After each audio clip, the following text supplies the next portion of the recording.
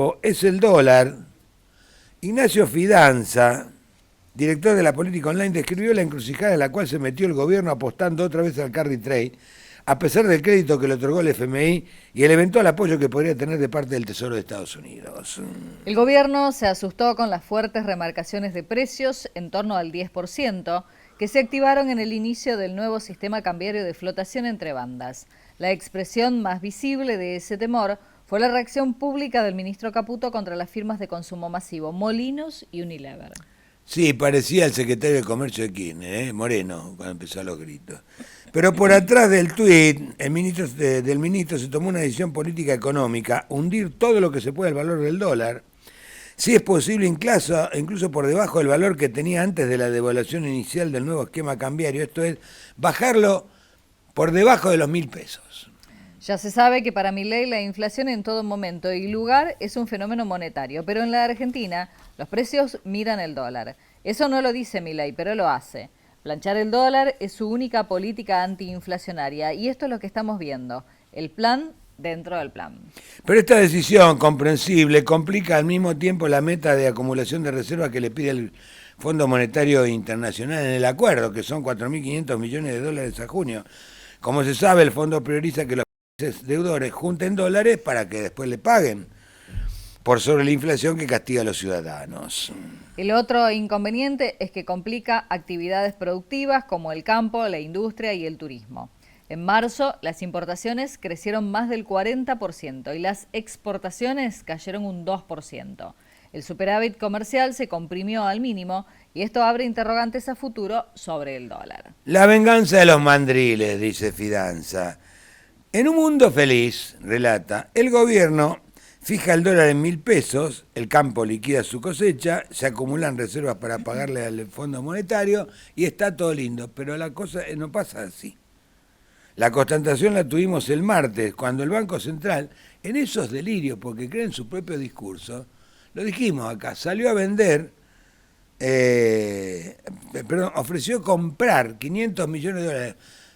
Compro todo lo que me vengan a 999,99 por dólar. No apareció ningún interesado en vender los dólares. El gobierno envió una señal de precio al mercado que se la devolvió con un amable mensaje. Gracias, pero no, gracias. Las exportadoras de granos que se nuclean en Seara, que son las que realmente fijan el precio del dólar, quieren un dólar entre los 1.250 y los 1.300 pesos.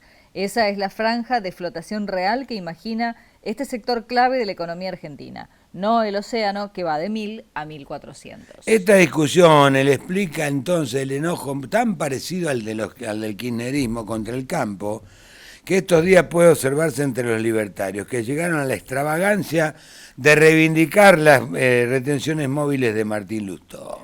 Uno de los técnicos del FMI que negoció un nuevo plan con la Argentina le comentó esta semana a un economista que suele ser objeto de los ataques tuiteros del presidente el malestar del organismo con la decisión del gobierno de volver a empujar el atraso cambiario. El fondo quería un dólar en la franja de los 1.300 pesos, dijo un dirigente político al tanto del debate. Tiene su lógica.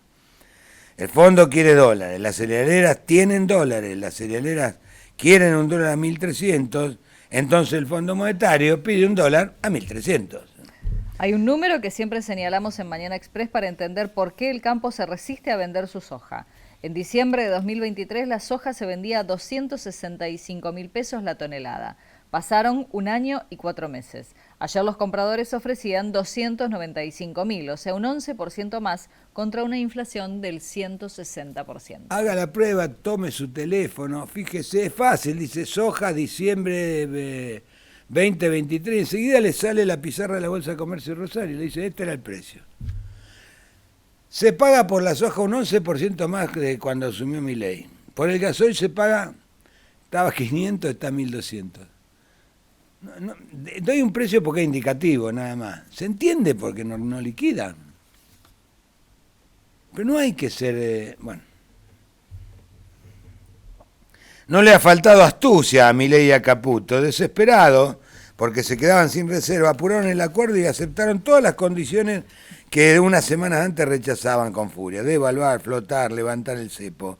Pero ingresaron los fondos, armaron el plan dentro del plan y regresaron, volvieron otra vez a la andada del viejo esquema del dólar semifijo y atrasado.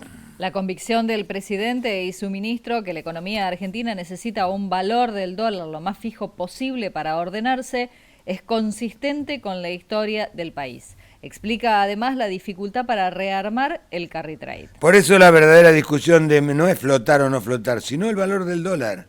Para el FMI, como escribió en el acuerdo, cuando valía 1.097 pesos estaba atrasado entre un 15 y un 25%. O sea, cuando se liberó el cepo. Ya estaba atrasado entre un 15 y un 25%. Pero para Milei, Di Stefano, todos los que lo siguen, tiene que estar debajo de 1.000. Por supuesto que hay una especulación electoral. Si la inflación se acelera y se acerca a los 2 dígitos que insinuaron las remarcaciones que dispararon todas las notificaciones en la Casa Rosada, los libertarios se asoman a la zona de la muerte a la que ingresó Massa cuando perdió la elección. Con un agravante, un dólar a 1.300 disuelve el relato libertario de que aquí no hubo devaluación. Por eso la administración libertaria tiene una razón de supervivencia política para defender el atraso cambiario. Difícil encontrar un argumento más importante para un gobierno. Sí, porque te lo tira y dice, vos querés devaluar, vos le querés bajar el dólar el salario en dólares a los argentinos, te dice. La pregunta entonces es, ¿están Milei y Caputo en condiciones de aguantar este dólar hasta las elecciones de octubre? Muy parecida a la pregunta que imperaba antes del acuerdo con el fondo, porque se sabe la Argentina no es un país, es un laberinto. Es la explicación más sencilla que encontré, le agregué algunos datos propios, porque siempre nos llama la atención esto. Si vos le pedís al principal producto exportable que exporte cuando aumentó un 10% y los costos aumentaron un 200%, es muy difícil. No lo haría nadie. ¿Liquidar para qué?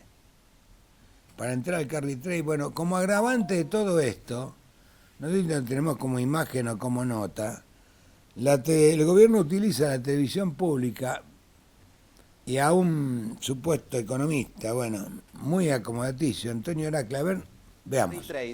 Yo, con 10.000, con 1.000, con 100.000, ¿puedo hacer carry trade? ¿Puedo? Obviamente, es muy fácil. Es una decisión que vos tenés que tomar sabiendo los riesgos que vas a correr. Ajá. Y esto es lo que mucha gente cree. No, porque haces carry trade y tenés una ganancia del 20% en dólares asegurada. ¿Sí? ¿Asegurada? Bueno, vamos a ver. Después que yo te explique esto, Germán, me vas a decir si lo vas a hacer o no. Dale, voy a Así que tenés que entenderlo. Y si no lo entendés, me tenés que interrumpir. Bien. Entonces, para punto 1, supongamos, una señora dice, tengo 10.000 dólares que pude ahorrar toda mi vida. Escuchá y fíjate si querés hacer el carry trade. Dale. Entonces, el escenario 1, ¿sí? Hago carry trade. ¿Qué significa Clase de carry trade por la televisión pública. Es muy loco.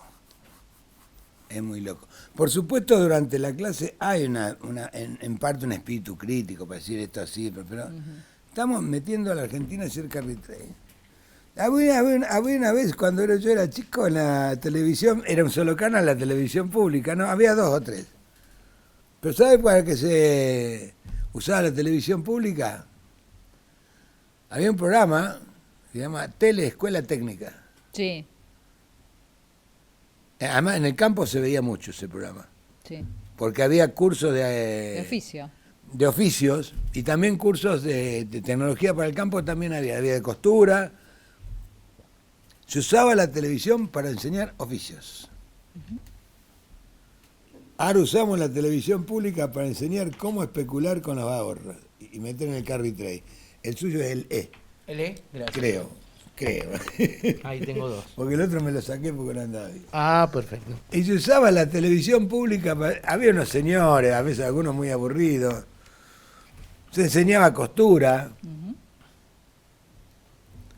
Primera teleescuela técnica. Hoy se usa para hacer carry trade. Como siempre, cuando uno hace esos comentarios, hay de alguna manera cierta exageración.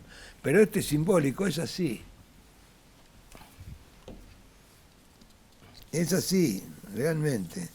Y después hay un problema, porque este hombre, que también participa en un programa en C5N, está convencido, porque no sé, pero repiten cosas que son como un mantra, como una cuestión religiosa.